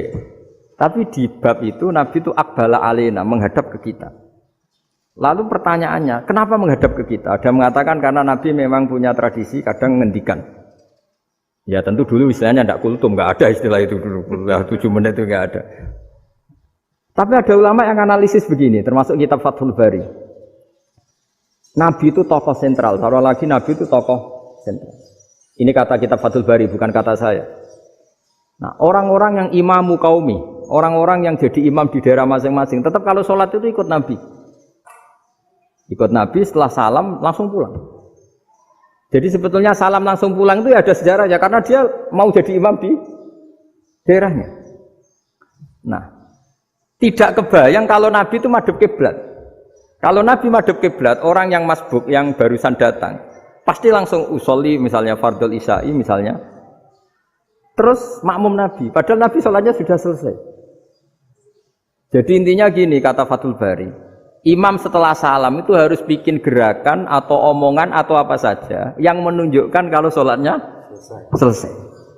Di antara gerakan itu adalah beliau harus menghadap ke hadirin atau menghadap ke utara atau apa saja yang penting menunjukkan kalau sholat ini sudah selesai. Itu fikih. Jadi fikih itu cara menganalisis itu memang unik. Karena kalau Nabi tetap seperti itu, posisi pancet seperti itu, maka orang yang baru datang mengira Nabi masih sholat. Nah, pertanyaannya kalau mereka sudah takbir malah sholatnya tidak sah. Kenapa tidak sah? Menggantungkan sholat atau mengikatkan sholatnya dengan orang yang sudah tidak sholat. Jadi menjadikan orang yang enggak sholat sebagai imamnya kan enggak boleh. Maka Nabi harus memaklumatkan dengan gerakan itu bahwa beliau sudah tidak sholat. Karena orang datang dari berbagai daerah. Jadi nganalisis fikih, fiqhul hadis namanya. Itu ulama itu mau tidak mau debat. Karena pertanyaannya itu kenapa? Ya memang mau apa? Karena yang namanya sosial itu yahtamilu muhtamilatin, ada sekian kemungkinan. Makanya dalam madhab istimbat itu, ketika Nabi sodakoh pakai tamer, pakai kurma, itu lama mesti ngitungnya tuh kut. Kut itu makanan pokok. Sehingga Imam Syafi'i mengatakan kalau di Indonesia pakai beras misalnya, karena kutil balat Indonesia itu beras. Oke, Imam Syafi'i mainstream. Tapi ketika era Yusuf Qaradawi di Al-Azhar di Mesir sana, ulama-ulama mulai usil. Sama sih ingat Mbah Mun sering gejlokan, lah iya, petani gabah, petani padi, wis melarat wajib zakat. Petani cengkeh, kakao, suga-suga wajib zakat hanya karena yang ditanam tidak tidak makanan pokok. Jadi mulai ada ulama mulai gerah lah, kalau bahasa politiknya mulai gerah. Yang petani miskin gara-gara yang ditanam padi wajib zakat. Yang orang-orang di sana misalnya di Sulawesi karena tanamannya kakao atau cengkeh tidak wajib zakat karena bentuknya tidak makanan pokok. Geger kan di Al-Azhar geger. Akhirnya hampir semua ulama berpendapat ya sudah sekarang ketika Nabi menzakati makanan pokok itu jangan dihitung sebagai makanan pokok. Wa mimma akhrajna lakum minal ard. Apa saja, ma itu apa saja. Makanya kata Yusuf Qaradawi, ma itu apa saja. Makanya semua tanaman yang menghasilkan uang itu wajib zakat. Nah, masalahnya kitab-kitab Syafi'iyah itu sudah mamlu'ah, sudah penuh dengan penjelasan misalnya fala zakata fil khadrawat. Maka enggak perlu zakat untuk kayak kangkung, semangka dan sebagainya. Lalu kiai-kiai angkatan modern kayak Mbah Mun itu sering dapat masukan. Saya pernah dengar sendiri. Yai, saya ini punya sawah 1 hektar, tak tanamin padi, itu nggak pernah kaya saya. Sekarang tak tanamin kangkung malah saya kaya karena tiap 3 hari panen tak kirim ke Jakarta. Itu orang Indramayu yang tanya. Jadi gak tanam padi gak pernah kaya, tanam kangkung kaya. Nah, karena dia orang soleh, kalau zakat boten. Mau diwajibkan zakat tidak makanan pokok, mau tidak wajib dia kaya. Semenjak itu perubahan di Indonesia ikut. Akhirnya ada zakat. Pokoknya asal tanaman yang satu nisab ya wajib zakat. Masih ada debat lagi. Ketika nanam ingin dipanen, itu dia petani apa pedagang? Karena nanti perdebatannya ikutnya zakat zuruk, zakat tanaman apa zakat pedagang. Kalau sampai nggak pernah debat berarti sebenarnya Anda tidak dosen Islam ini. Dosen nggak pernah diskusi fikih apa Islam. Karena saya berkali-kali punya tamu itu begini, Gus saya ini pedagang melon, tapi dia penanam melon. Jadi pedagang yang agak ingin badi banyak itu caranya gini Pak Rektor. Saya misalnya pedagang melon, daripada saya kulak di pasar atau dari petani sudah mahal, nyewa tanah sekian hektar terus ditanami melon. Setelah berhasil ini dia zakatnya tanaman apa zakat pedagang?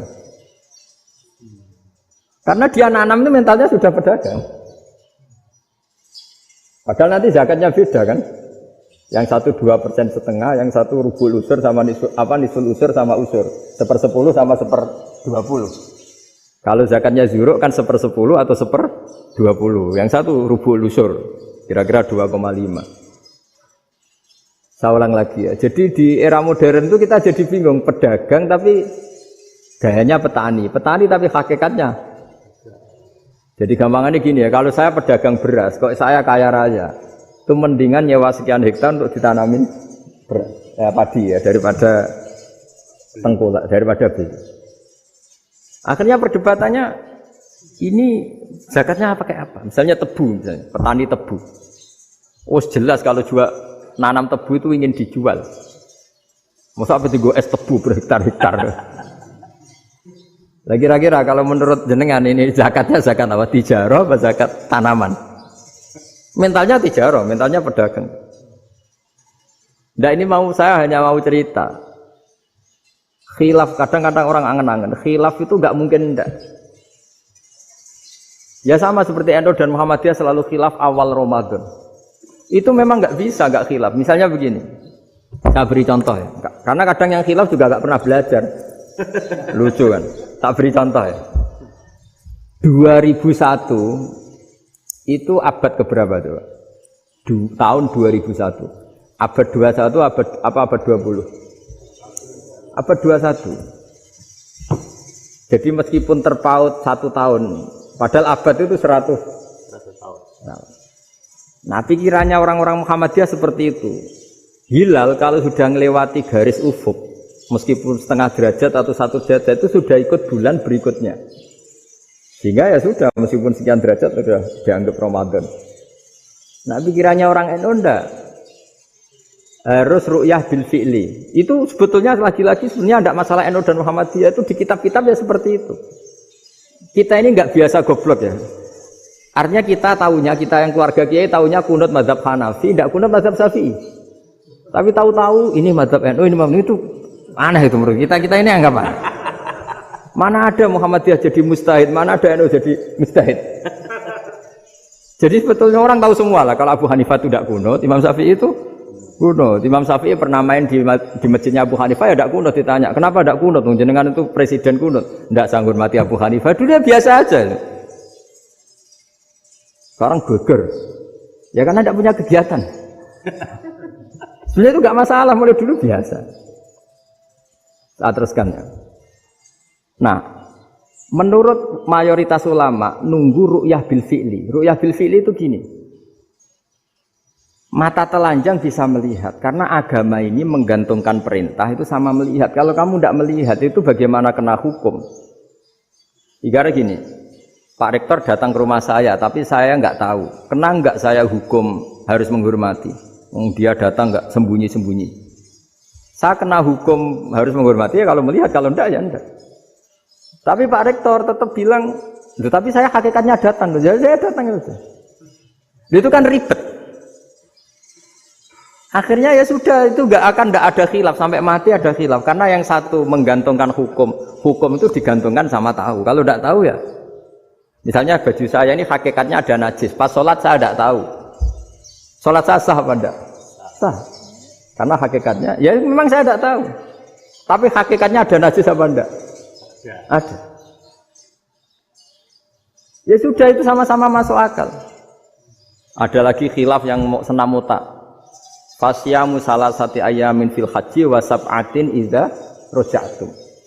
Singkat cerita ada satu pelanggaran haji yang kata Allah kafarohnya itu puasa 3 hari sama 7 ketika kamu pulang, idza raja'tum, ketika kamu pulang. Dalam mazhab Syafi'i yang namanya pulang itu yang haji sudah sampai rumah. Di mana-mana pulang itu ya sampai rumah. Dalam mazhab Abu Hanifah enggak, ketika orang sudah balik kanan dari Arab Saudi, dari Mekah, ya namanya sudah pulang. Misalnya gini, ini Pak Rektor pamit saya, Pak Haris. Gus, Pak Haris mana? Ya sudah pulang kata saya, padahal sampai pandangan sampai depan. Tapi bagi keluarganya belum pulang. Lah lalu idza raja'tum ketika pulang itu bahasanya siapa? Bahasa istrinya apa bahasa yang ditamoni? Kamu ditamoni orang, terus kamu tamunya mana? Sudah pulang. Tapi tanyakan istrinya, belum pulang. Khilaf-khilaf gini kok jadi geger itu kan goblok banget maksudnya itu. Jadi biasa, gini itu biasa. Jadi ya karena memang ini bukan masalah akidah, ini masalah furu'iyah, masalah fikih itu masalah furu'iyah. Mau tidak mau harus beda. Misalnya di sholat juga gitu. Wa ayu qu'udin qu'adal musolli sokhat sholatu. Duduk dengan gaya apapun itu sholatnya sah. Jika sampean kalau haji atau umroh, orang Arab itu jenenge duduk ngenak awak di kursi. Duduk sopan ya hanya orang Indonesia loh. Kalau sholat itu masih duduk ala orang tahiyat. Kalau sampean di Mekah, duduknya pakai apa coba? Kursi ya? Oh enak sholat duduk. Karena memang takbirnya di fikih dengan duduk gaya apa saja sah. Makanya sengenak awak duduk di kursi. Ribet kan? Mau tidak disahkan itu namanya duduk.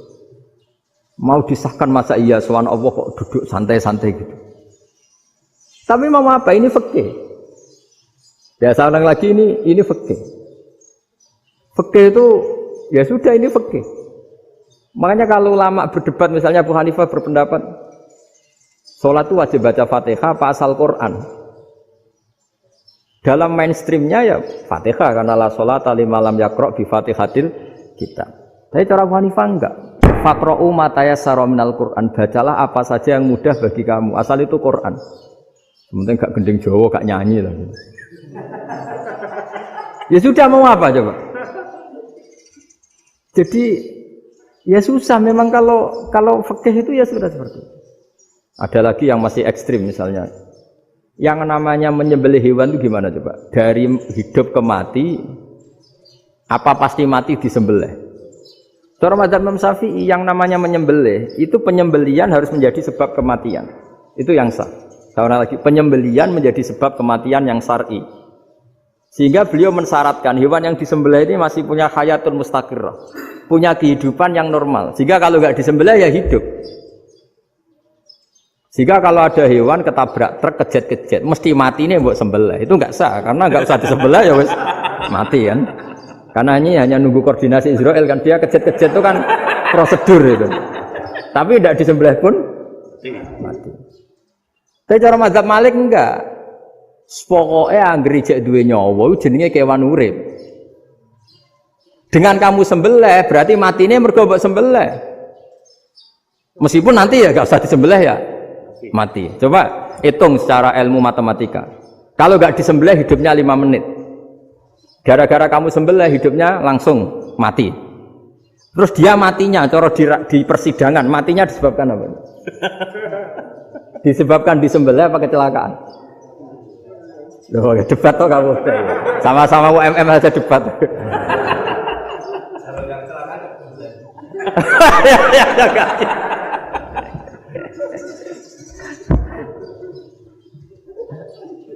Loh, saya pernah mas ngalami nyata itu. Saya jalan-jalan sama anak saya pakai motor. Sampai di jalan raya gitu ada ayam jago ketabrak mobil, kejet-kejet. Orangnya tanya, Gus ini halal atau ora? Wis kanggo kon halal lah. Suatu saat dia enggak terima kan, tanya, kenapa Gus? Ya nak kiai ra pantes, mosok kewan mesti mati nek tak sembelih, nak kiai pantes kan. Karena aku tahu kamu tuh enggak kiai, mesti motifnya itu mergo jago, jajal cilik enggak mau takokno. Adekan ayam itu bayi kan enggak ditanyakan. Kejat-kejat mati rak lah wong cilik wae. Tapi masalahnya ini kan jago. Eman itu. Tapi secara fikih pertanyaannya tadi, hewan yang sudah tidak punya hayatun mustaqirrah, dia hanya punya al-hayat al-ittiroriyah, dia punya harokah ittiroriyah. Dia mati kejat-kejat, memang prosedur mati harus seperti itu. Mbok kecelakaan kayak apa, kalau mati kan kejat-kejat dulu. Nah ketika kejat-kejat ini pertanyaannya ini kan hidup apa mati namanya? Enggak, namanya hidup apa mati? Pas kejat-kejat itu. Hidup. Cara Imam Malik itu hidup. Ya sudah kalau hidup disembelih ya halal. Karena misalnya nanti kalau nggak disembelih matinya kan 2 menit lagi. Gara-gara disembelih mati sekarang. Tetap penyebab kematian itu nyembelih. Penyembelian ini sebab kematian. Tapi kalau Imam Syafi'i enggak, cara berpikir wes nemen, paling roh besok kaget langsung mati. Kalau gitu berarti kamu nyembelih barang mati. Jadi fikih itu kadang unik. Makanya ketika ngitung fikih itu unik ya. Orang keluar mani wajib apa? Mandi kan? Terus Imam Syafi'i ditanya, kenapa kalau orang kelahiran juga harus mandi? Namanya nifas. Fa innal walada waliyun munaqidun. Nah, anak ya mani yang menggumpal. Bedanya apa anak dengan mani itu? Jadi fikih itu kadang lucu. Di rumah-rumah tenan juga lucu. Keluar mani wajib mandi. Berarti kalau keluar anak ya wajib mandi karena hakikatnya anak adalah mani yang mengkristal. Susi ono sudah didusan macam-macam itu kan hakikatnya mani. Itu fikih. Nah terus ditanya, kenapa kalau lahir langsung mati tidak wajib disolati? Ya jawabannya Mas Syafi'i lucu. Di mana-mana sholat itu nyolati mayit. Yang namanya mayit itu pernah hidup terus mati. Kalau itu tidak mayit ya sudah. Jadi kadang ya iya kan disebut sholat mayit. Yang namanya mayit itu apa? Pernah hidup. Nah ini kan tidak pernah hidup. Maka ya sudah seperti itu. Jadi nggak khilaf itu tidak mungkin. Nah kalau qit'atul lahmin, kalau hanya potongan daging, mungkin wah itu tidak manusia karena qit'atul lahmin. Sekarang pertanyaannya, kalau sudah berbentuk manusia, meskipun tidak pernah hidup, nah ini mulai perdebatan karena melihat tidak pernah hidup itu nggak memenuhi syarat, tapi melihat ini sudah suratu adamiyin, bentuknya sudah. Nah kira-kira gitu perdebatan fikih. Makanya dulu awal mula zaman sahabat itu sudah debat. Masyhur kan Nabi ada kontingen ke Bani Quraidah. Ya kalau kira-kira saya minta Pak Rektor kamu jangan kalau ke Malang jangan sholat asar kecuali sampai Tuban. Sebelum Tuban ternyata matahari mau tenggelam. Terus Pak Rektor milih, wah sudah sholat di Bulu. Padahal belum Tuban. Padahal saya bilang jangan sholat asar kecuali di Tuban. Yang Pak Haris enggak, tetap sholat di Tuban meskipun matahari sudah tenggelam. Karena Nabi menyebut Tuban. Singkat cerita, zaman itu kan Bani Quraidah. La tusolliyanal asra illa fi Bani Quraidah. Kalian semua jangan sholat asar kecuali sampai Bani Quraidah. Ternyata di tengah perjalanan matahari sudah mau tenggelam, kira-kira kurang 2 menit atau 3 menit. Sahabat-sahabat, sudahlah kita sholat asar di sini. Kalau sampai sana pasti sudah tenggelam, separuh sholat. Yang separuh enggak, kata Nabi harus di Bani Quraidah. Ya sudah nunggu di Bani Quraidah meskipun matahari sudah tenggelam. Sehingga kita 2 kelompok ini matur, ya Rasulullah kita ngalami ini perdebatan gini-gini. Di semua riwayat di hadis-hadis sahih disebut falam yu'annif wahidan minhuma. Nabi tidak menyalahkan salah satunya atau enggak menyalahkan dua-duanya. Itu bahasa Indonesia juga ribet, yang benar gimana itu? Enggak menyalahkan salah satunya, apa enggak menyalahkan dua-duanya? Gimana bahasa benernya? Salah satunya. Salah satunya itu dua-duanya? Ya. Enggak, kalau bahasa Indonesia tidak menyalahkan Kedua-duanya. Kedua-duanya apa salah satunya yang benar? Kedua-duanya. Kedua-duanya. Bahasa Indonesia itu ya kadang ruwet ya. Orang pinter kayak Pak Habibie itu namanya ya orang luar biasa. Nanti sekolahnya orang-orang idiot itu ya sekolahan luar biasa. Orang pinter banget bahasa Indonesianya ya luar biasa. Kalau sekolah untuk orang-orang yang idiot juga luar biasa. Jadi kalau dipuji luar biasa itu gak jelas ini luar biasa ya. Gak jelas kadang bahasa kita ini kadang ya gak jelas. Nah itu gak menyalahkan dua-duanya apa salah satunya? Keduanya, tidak menyalahkan kedua-duanya. Misalnya dibahasakan gak menyalahkan salah satunya, benar apa salah? Benar. Benar, ya sudah benar semua.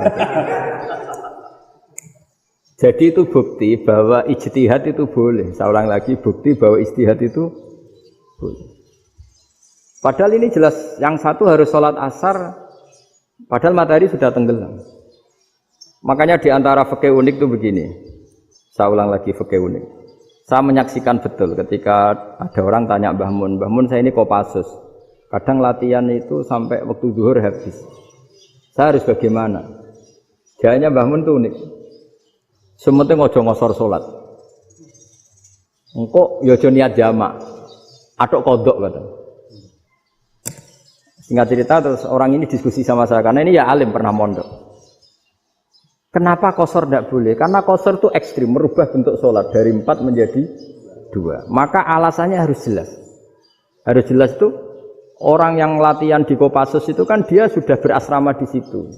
Berarti dia sudah tidak musafir karena asramanya di situ, sudah mukim. Kalau dia kosor itu merubah bentuk sholat dari 4 menjadi 2. Merubah itu ekstrim. Tapi kalau dia qadha itu hanya mengakhirkan sholat dari waktunya. Kira-kira kalau kamu jadi malaikat ekstrim mana? Merubah sama menunda? Ekstrim merubah kan? Karena 4 menjadi 2. Terus ojo jamak takdim, tapi jamak takhir. Itu juga penting. Bagi pengkaji fikih itu penting. Kalau jamak takhir itu salah-salah sidik ora pati popo. Kenapa? Kan mirip duhur qadha. Kalau jamak takhir kan tapi kalau jamak takdim asar kok di waktu duhur. Ekstrim mana? Perubahan takhir sama takdim itu ekstrim mana? Ekstrim takdim karena melakukan sesuatu belum waktunya. Belum waktunya. Jadi itu memang ya memang tadi kajian-kajian fikih itu memang unik. Karena bagi ahlinya, saya ulang lagi tapi ini saya ulang lagi bagi ahlinya. Makanya ketika Nabi menjamak sholat ketika nusuk, ketika haji itu kata Imam Syafi'i lis safar. Karena Nabi pergi jauh karena rumahnya Medina. Tapi resikonya fatwa itu adalah orang Mekah nggak boleh jamak karena kawasannya nggak sampai 90 kilo lah kalau sekarang mungkin. Tapi kalau tahu Imam Malik nggak, jalin nusuk sehingga orang Mekah pun yang haji ya boleh jamak karena alasan jamaknya karena nusuk, karena haji bukan karena jarak. Terus diteruskan lagi. Kalau karena pergi boleh jamak, memangnya pergi itu kenapa? Karena repot. Nah itu masalah kan masakoh. Nah, terus mulai ada orang-orang yang ngawur kan resepsi jamak ribet. Wes resepsi duit utangan kan capek. Wah itu sudah jamak. Ribet kan. Jadi kalau sudah illatul hukmi itu sudah mesti bikin masalah. Kalau sudah illatul hukmi itu pasti bikin masalah. Nah, pertanyaannya jamak itu masih gampang karena bentuknya sholat masih 4. Yang ekstrim kalau qasar karena bentuk sholat 4 menjadi 2. Maka kata Mbah Mun pesennya nak kue ra mesti benere jika alasan itu tidak mesti benarnya. Pokoknya sementing tidak qasar. Juga tidak jamak takdim karena qasar ini kan merubah bentuk sholat kan ekstrim. Jamak takdim juga ekstrim karena mendahulukan sholat sebelum waktunya. Kalau jamak takhir kan biasa, kalaupun salah kan mirip kodok. Ya mirip kodok biasa kan? Nah ini saya cerita, jadi fikih itu bagi ahlinya itu memang punya konsekuensi yang seperti itu. Makanya pertanyaannya misalnya bagaimana hukumnya penyembelihan lewat mesin? Ya, ribet kan? Bagaimana nyembelih dari apa ini? Belakang. Saya baca di kitab-kitab nyembelih dari belakang itu ya hukumnya tetap boleh asal apa itu hulkum dan mari itu terpotong. Tapi pertanyaannya, jangan-jangan ayamnya sudah kaget dulu karena uratnya ini. Makanya perlu ditanya ahli medis, setelah uratnya tercabut ini jangan-jangan sudah berstatus mati. Kan potensi ketika dipotong dari sini, potensi sudah berstatus mati. Makanya, nah kalau misalnya menyembelih dengan dibocok, itu langsung mati juga. Itu tetap ada doktor, kalau dalam bahasa fikih doktor. Dia terkaget, begitu. Ada doktor karena nggak bisa bernafas terus mati. Berarti kelangsungannya bangkai. Jadi orang yang pengkaji fikih itu ya seperti itu. Memang itu yang ditekuni. Tapi kita sebagai orang awam ya tadi. Nak sing kecelakaan iku wedhus ta ayam jago ngeman, tapi nak pitik cilik ikhlas.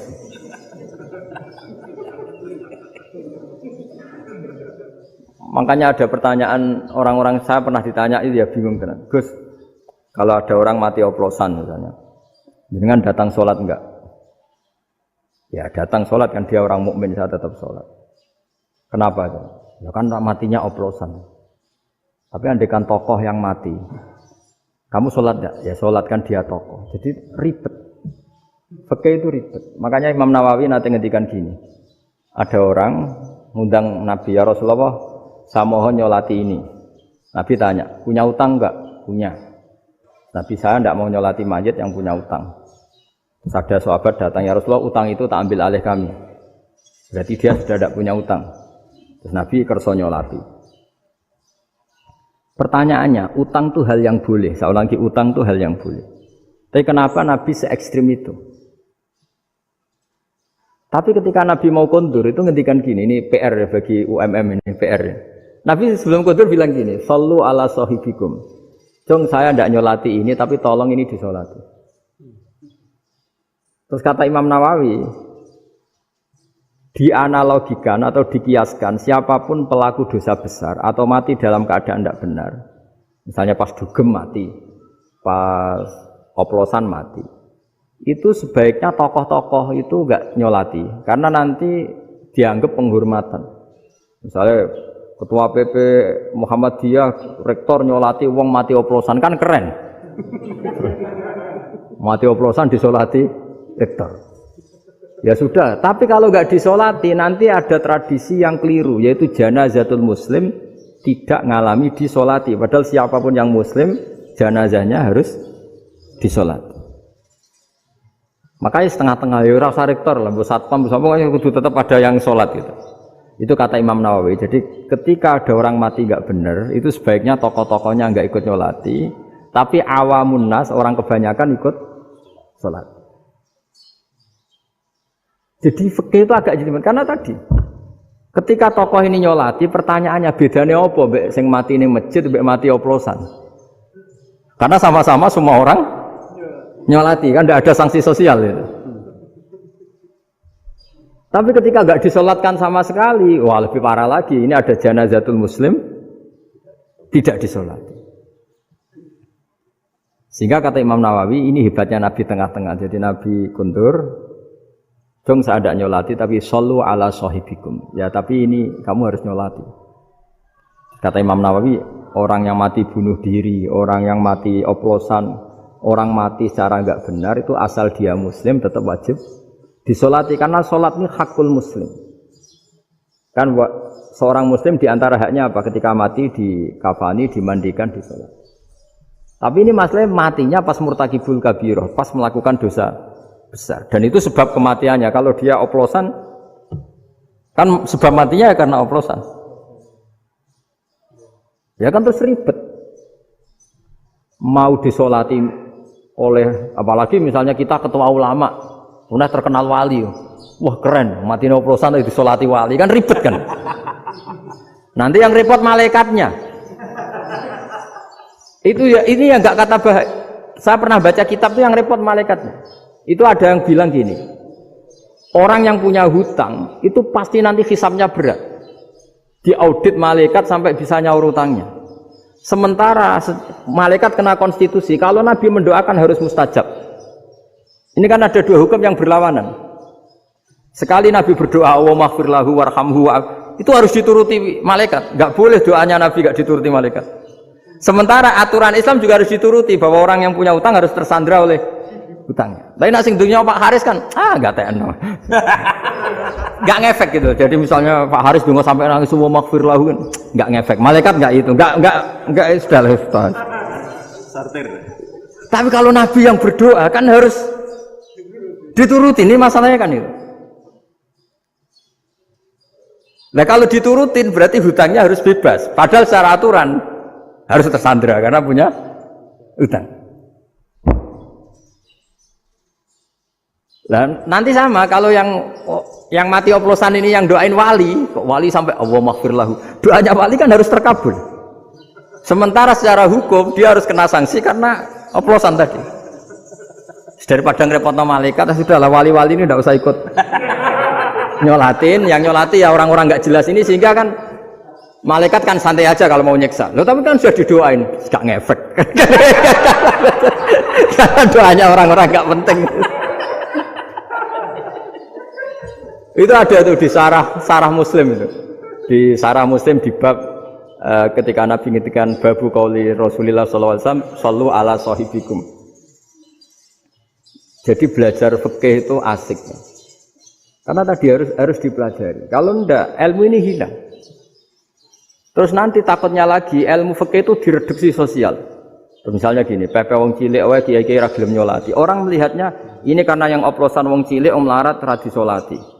Jajal bupati ya disolati, mergo amplopnya gede-gede kan terus ruwet kalau dianalisis gitu kan ruwet. Makanya kenapa saya harus ngomong fikih supaya semuanya itu enggak didudukkan urusan sosial itu. Nah kalau semuanya didudukkan sosial kan sentimennya sentimen sosial gitu. Ribet. Padahal yang sering mati oplosan itu kan ngomong cilik gitu loh karena tadi. Kalau wong sugih kan pakai whisky yang mahal yang insya Allah tidak mati kan gitu. Yang mati kan ya mergo Bertos macam-macam itu kan. Artinya ini kalau nggak diterangkan secara fikih, kiai-kiai yang nggak datang dikira masalah sosial kan. Oh PP salam tempel era gede terus nggak datang kan terus jadi ribet. Ya makanya ini apa lewat pengajian ini supaya sampean lebih tahu ya bahwa khazanah Islam ini kata beberapa ulama kafatal linnas, maknanya semuanya sehingga Allah akan mentakdirkan kajian Islam akan ada di seluruh dunia. Jadi kenapa IAIN marak di Indonesia, UMM, Universitas NU banyak? Karena agama ini kafatal linnas, tidak miliknya orang Arab, tapi milik semua. Orang alimnya juga gitu. Ketika ada liga alim seluruh dunia, itu orang Indonesia, orang Afrika, ya selalu ada orang alim yang kelas dunia. Seperti dulu ada Imam Bukhari, itu as-sakhul kutub ba'da kitabillah. Kitab terbaik setelah Quran itu Bukhari. Padahal dikarang oleh orang Uzbek. Kata siapa? Islam As-Sobyan, orang Arab ngakui kalau kitab paling sahih itu Bukhari. Mekah Madinah pun ngakui kalau kitab paling sahih Bukhari. Padahal pengarangnya ada orang Arab. Orang mana? Uzbek. Imam Ghazali yang diakui seluruh dunia itu Atos itu ikut Persia. Juga bukan orang Arab. Sibawah, ya orang Persia. Nah, ini yang belum ada orang Malang ini, tinggal PR ini.